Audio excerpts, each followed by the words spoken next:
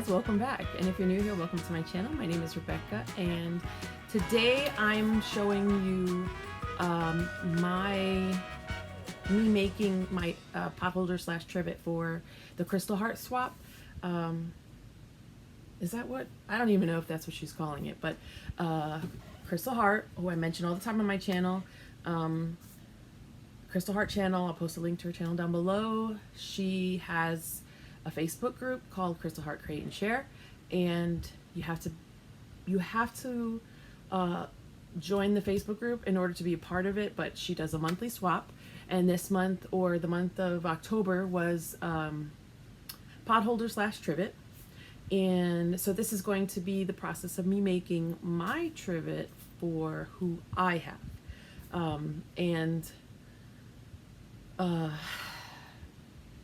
So I've known this is the pattern I wanted to make since, okay, hold on.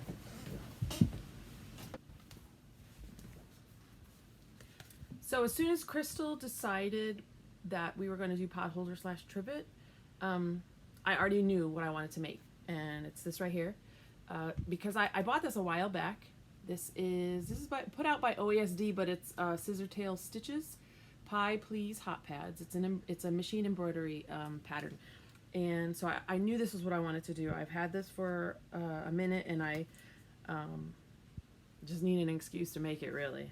And so yeah, so this is what I'm going to be making. I'm going to show you my process. I'm not going to show you me cutting the fabric, but I'll have the fabric already cut, and then I'll show you making it and the finished product. Okay, so before we start watching the stitching, hit that thumbs up button and subscribe and hit the notification bell to let you know every time I post a video. All right, let's go. So I decided to show you guys the process of me cutting out some of the pieces using my scan and cut. I don't always do this when I'm doing a machine embroidery or applique. It just depends on what the piece is that has to be cut, what it looks like, how intricate it is, and if it's something I don't feel like dealing with cutting. And this one has the circles for the pipe, which if that's all there was on their own, I would have just cut them excuse me, in the hoop with the scissors. But because of the lattice of the pies, that one would have been a pain, so I decided to use my scan and cut. And so right now I have the design loaded on my scan and cut already, and I'm placing these according to what I see on my scan and cut, just so they're in the general area. But I will scan my mat first to make sure I have the fabric in the same place as the design, and move the pieces around as needed, to make sure everything fits and is in the right spot.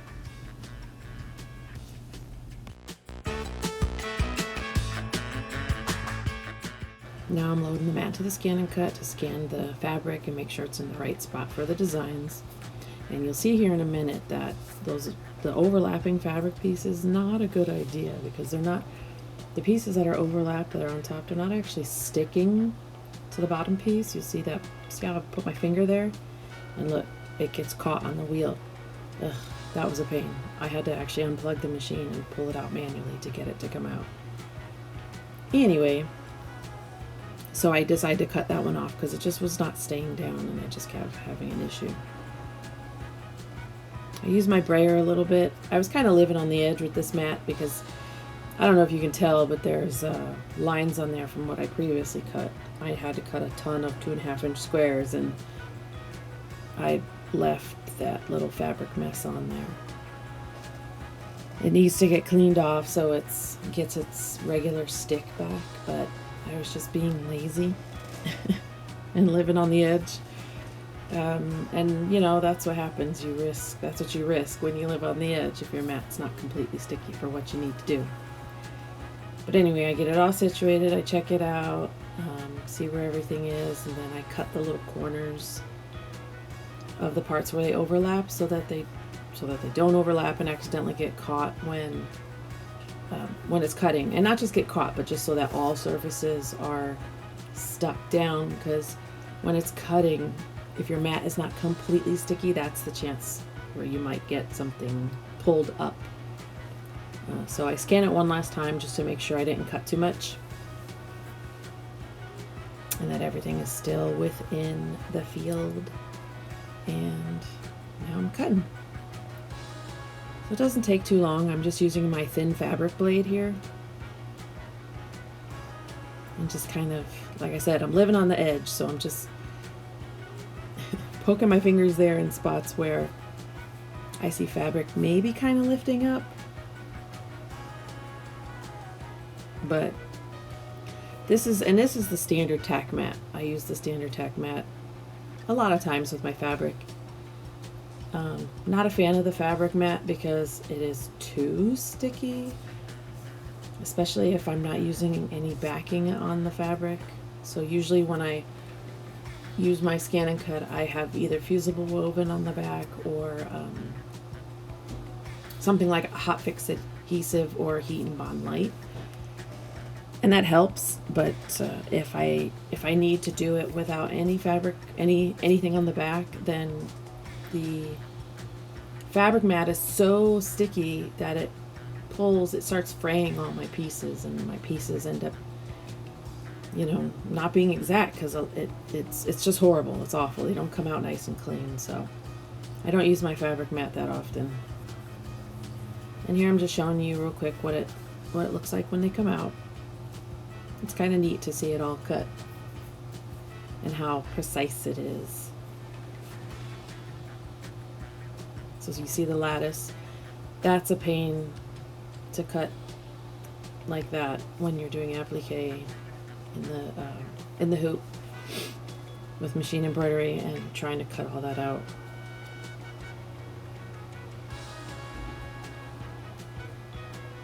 And then I always, as soon as I take everything off, I always put my clear cover back on immediately, because inevitably something sticks to it. And if it's a piece of paper, then you're not getting it off and you have to wash your mat. So I'm gonna start the embroidery process here. So before I even make my first stitch, I usually take a while to look around and see what's going on and see if I got everything right, got the colors right, got my bobbin in, everything. And then here we go. The fabric I used here, which was Fairy Frost by Michael Miller.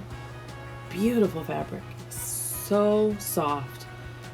It feels so nice, but it's so soft that it kind of wants to pucker a lot in the when it's doing this. So that other thing I was showing you was I used 505 spray, since I didn't use any hot fix adhesive on the back of these. Just a little 505 spray to help them stick down so they don't move when they're getting stitched. Usually I use something like hot fix adhesive and iron it down, and it's so much better, but I was trying to keep it thin, keep the sandwich as thin as possible. And you see how I'm just pressing. It just barely reaches. That's the problem when you use the cut files that come with a pattern. They don't, I don't know if they test this stuff beforehand or what, but they don't always fit exactly. And so I always end up I make them a little bit bigger, but if you make them too big, then depending on what it is you're cutting, you can start to distort the shape and it doesn't come out right. So it's a give and take. That's why sometimes, you know, I don't bother using the cut files.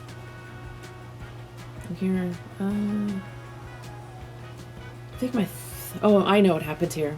So I'm stitching in one color, and a lot of times especially if things are going to be covered, I'll stitch in the same color regardless of the color. But I thought maybe I might see this a little bit through, so I decided to I think I switched to red thread just to make sure that I don't see this on the other side of the applique, which generally you don't, because a lot of this stuff is covered in satin stitches, which cover all of these edges and stuff. But I wasn't sure. I think I must have been unsure if this was going to be covered in satin stitches. I usually try to look ahead and see, but I don't know what was going on in my mind at this time. But I'll just show you a little bit of this and kind of keep going.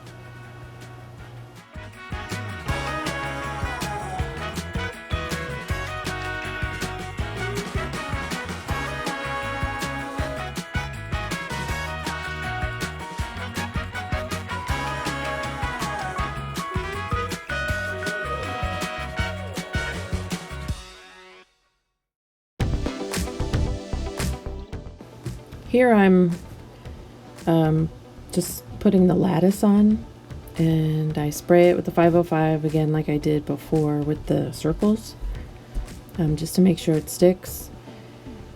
I have to say I prefer using the Hot Fix adhesive as an adhesive in this case.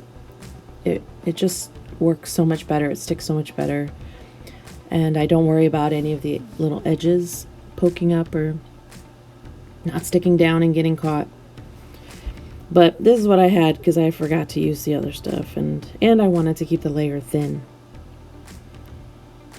But so because I don't have hot sticks here, I'm just changing out my threads. Because I don't have the Hot Fix, I have to really monitor this process while it's stitching it down. The tack down lines is what this part is called. And I kind of stick my hands in there a few times.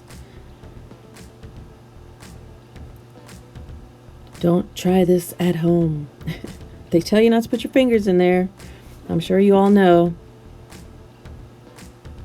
I have been sewn on before. It's not pretty, but doesn't stop me from doing it, does it? I'm just trimming up some of the extra stitches, and yeah, so we'll just keep watching this until it goes, until the next step.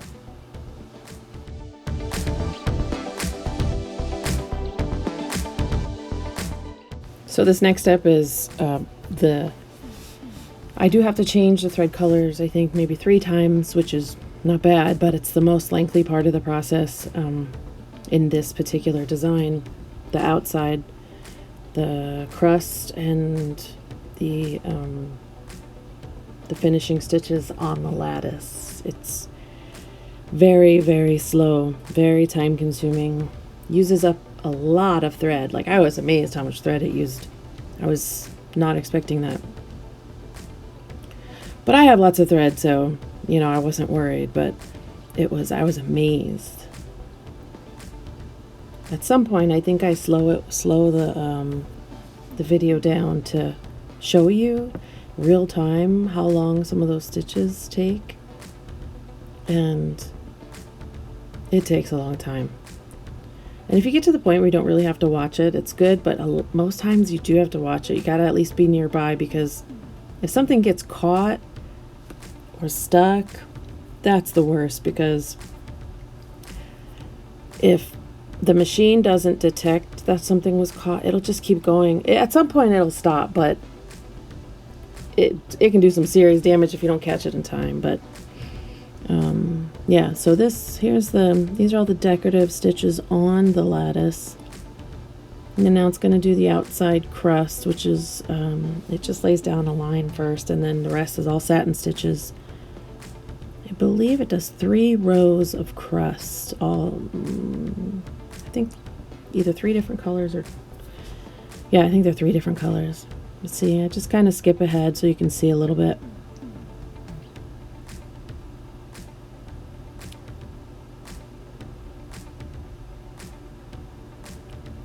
And oh, next color change. Next row of crust coming up.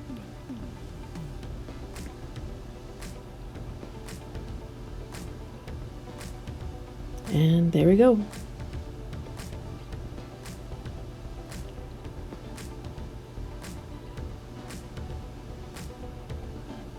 It is really neat to watch. I do like watching it sometimes. Oh, I ran out of bobbin here. I think I went through 3 bobbins, which is the most I had for any project, any one project. So just I cut my threads, change it out, and boom, put it back in. Ready to go. Sorry about me blocking the view. And all of the, look at all the fabric dust on my shirt. But trim my stitches and then let it go. It's all good.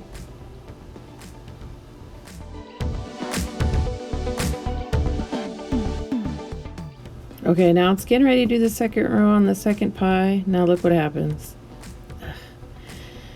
I should have taped the edges of that fabric down like at the beginning of the project, but most times I'm there to watch that. But I think I had just turned my back and was looking for something and it caught. Fortunately, I heard it. It sounded different to me. Something sounded weird, and so I caught it. Right now I'm trying to get it back to the very beginning of when it just started over there, so it'll start back over. But if you notice, I put some tape across that center section so it won't get caught.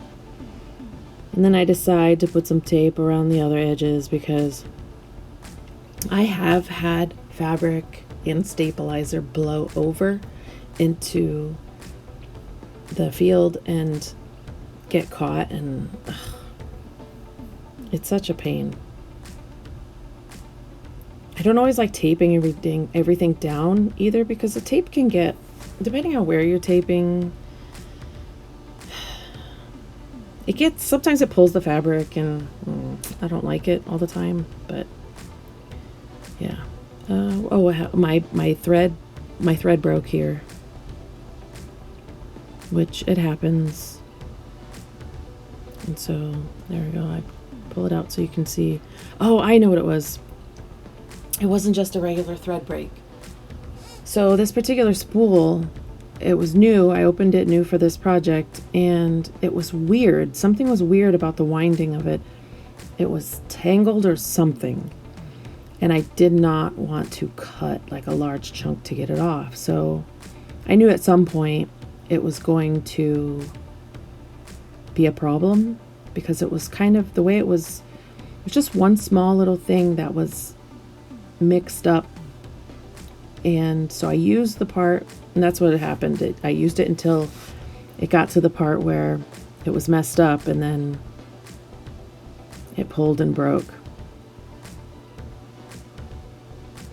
I probably shouldn't have done that because I would imagine it's not good for your machine, but it was like a lot of thread I would have had to cut off and waste, so I was not doing that.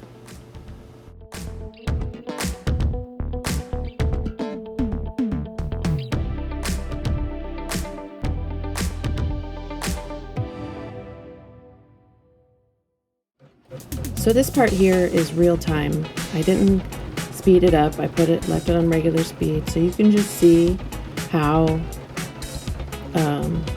I mean, it's going fast for a sewing machine, right? But it's just a slow process. You see how long those stitches take.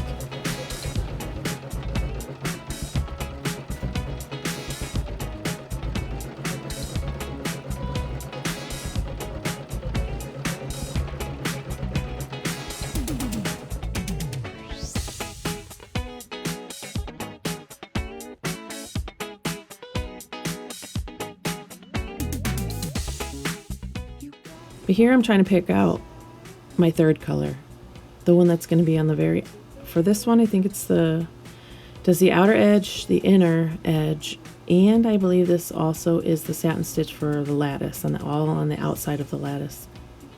I was trying to find something contrasting, but you know, when you do machine embroidery, the slightest change in your thread is very noticeable.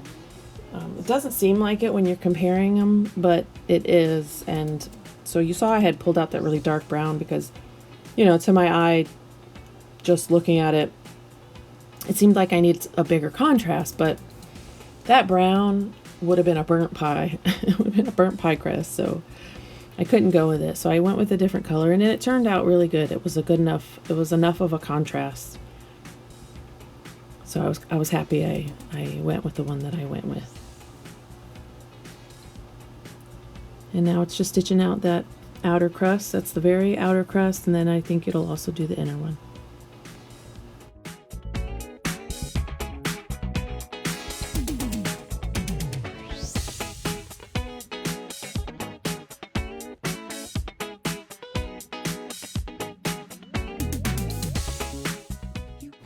So while editing this, watching it back and looking at it, I realized that watching this process sped up when it does the satin stitches, and that's when it does those, you know, the little wide back and forth really fast. It's kind of sickening to watch. And so I don't show a lot of it because it's not fun to watch.